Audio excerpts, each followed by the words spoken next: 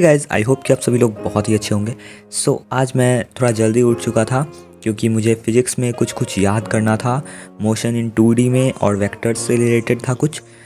आज मैं सुबह उठ के सोचा था सबसे पहले इन्हीं को कंप्लीट करूंगा क्योंकि मैंने बहुत दिन से पुराने चैप्टर्स फिज़िक्स के नहीं रिवाइज़ किए हुए थे।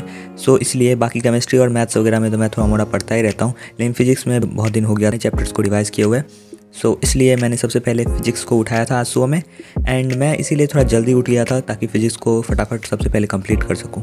क्या आप लोगों के कोई वीडियो लेक्चर्स का बैकलॉग लगा है, और अगर लगा है तो कितने लेक्चर्स का बैकलॉग लगा है, और अगर नहीं लगा है फिर तो आप लोगों के लिए बहुत सही है, मज़े है बिल्कुल।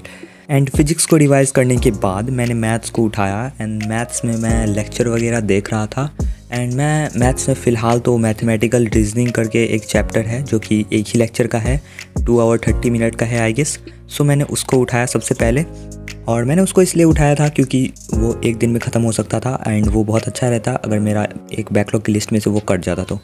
इसीलिए मैंने सबसे पहले उसको उठाया था, एंड वो अच्छा खासा मुझे सुबह में मोटिवेशन दे सकता था अगर मैं सबसे पहले उठ के और उसको ख़त्म कर दूँ। मैथमेटिकल रीजनिंग से पहले मैं स्ट्रेट लाइन कर रहा था, एंड स्ट्रेट लाइन को छोड़ के मैंने मैथमेटिकल रीजनिंग को स्टार्ट किया। एंड स्ट्रेट लाइन में आई गेस मैंने 8 लेक्चर्स कर लिया है, एंड 12 लेक्चर्स हैं आई गेस स्ट्रेट लाइन में। ज़्यादा तो नहीं है, बट हाँ, स्ट्रेट टाइम्स में मेरे 4 लेक्चर्स के बैकलॉग हैं, और इधर मैंने मैथमेटिकल रीजनिंग को स्टार्ट कर लिया है। एंड मैथमेटिकल रीजनिंग बहुत ही आसान सा चैप्टर है, एंड वो अच्छा खासा एक तरह से थियोरेटिकल टाइप है क्योंकि शुरू में तो बहुत ज़्यादा उसमें थ्योरी वगैरह कुछ है। हाँ, एंड मैथमेटिकल रीजनिंग को ख़त्म करने के बाद तो वही फिर मैं स्ट्रेट लाइन को ही स्टार्ट करने वाला हूँ। एंड स्ट्रेट लाइन में जो 4 लेक्चर हैं उनको कवर अप करने के बाद फिर दूसरे चैप्टर पे बढ़ूँगा। यहाँ पे मैं मैथ्स को कंप्लीट करने के बाद मैथ्स में मैथमेटिकल रीजनिंग को कंप्लीट करने के बाद मैंने फिजिक्स का लेक्चर को स्टार्ट किया था।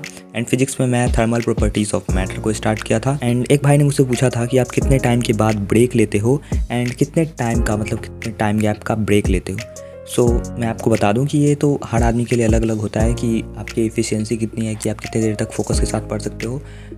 मेरा अलग है बिल्कुल। मैंने क्या दिमाग में ऐसा बैठाया हुआ है, वैसे तो मैं लेक्चर के बीच में 2-3 मिनट का ब्रेक ले ही लेता हूँ, लेकिन मैंने ऐसे बैठाया हुआ है कि जैसे कि एक लेक्चर पूरा कंप्लीट करने के बाद 2 घंटे का रहता है, तो एक लेक्चर पूरा कंप्लीट करने के बाद मैं ब्रेक लेता हूँ, एंड वो ब्रेक 10 से 15 मिनट का रहता है आई गेस।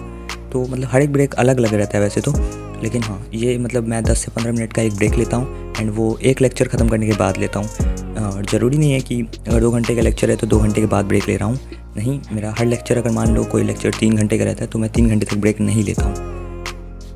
मैं इन बिटवीन तो ब्रेक लेता ही हूँ, वो ऑफ कोर्स इन बिटवीन जो 2 मिनट 3 मिनट का ब्रेक होता है पॉज करके, क्योंकि वो थोड़ा सा बॉडी को स्ट्रेच वगैरह करने के लिए भी, वो तो मैं ब्रेक लेता हूँ। मगर अगर मेन ब्रेक की जो बात करें, जैसे 5 मिनट 10 मिनट की, तो वो मैं नहीं लेता हूँ, बस 1-2 मिनट का ब्रेक लेता हूँ ऐसे इन बिटवीन में। एंड लेक्चर ख़त्म होने के बाद मैं आराम से 10-15 मिनट 20 मिनट का भी ब्रेक ले लेता हूँ। एंड ब्रेक में मैं क्या करता हूँ वो भी बता देता हूँ। ब्रेक में मैं वैसे तो कभी कभी ब्रेक में कुछ फ़नी चीज़ें वगैरह देखता हूँ, जैसे नोटो टाइप वगैरह को, एंड अगर वो नहीं करता हूँ तो फिर एडिटिंग रिलेटेड कुछ देखता हूँ, या फिर तरुण भैया को देखता हूँ।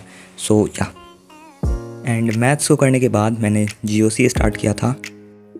एंड GOC में मैं 3rd लेक्चर पे था आई गेस, नहीं 4th लेक्चर पे था।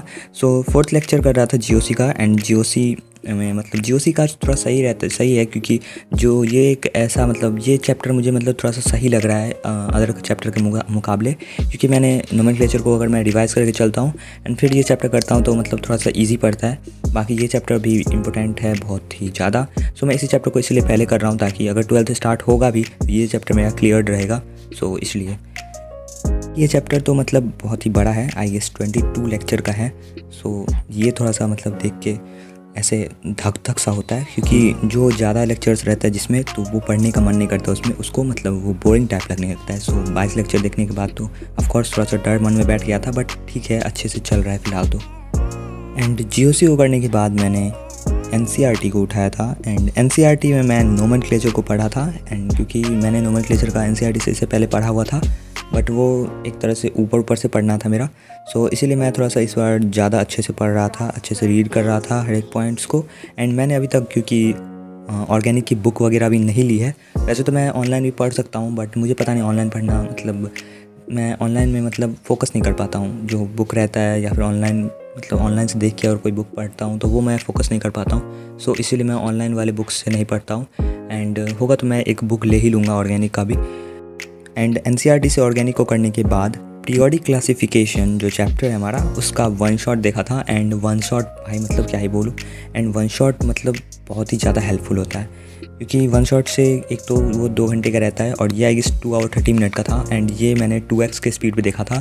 सो 1 आवर 30 मिनट में या फिर उससे पहले ही ख़त्म हो गया था आई गेस, क्योंकि मैं थोड़ा सा फास्ट वगैरह भी कर दिया था अच्छा खासा। सो इसीलिए आई होप कि आप लोगों को ये वाली वीडियो पसंद आई होगी, और वीडियो अगर पसंद आई तो वीडियो को आप लोगों को लाइक कर देना है। एंड मैं मिलता हूँ नेक्स्ट वीडियो में। Thank you so much for watching, bye bye.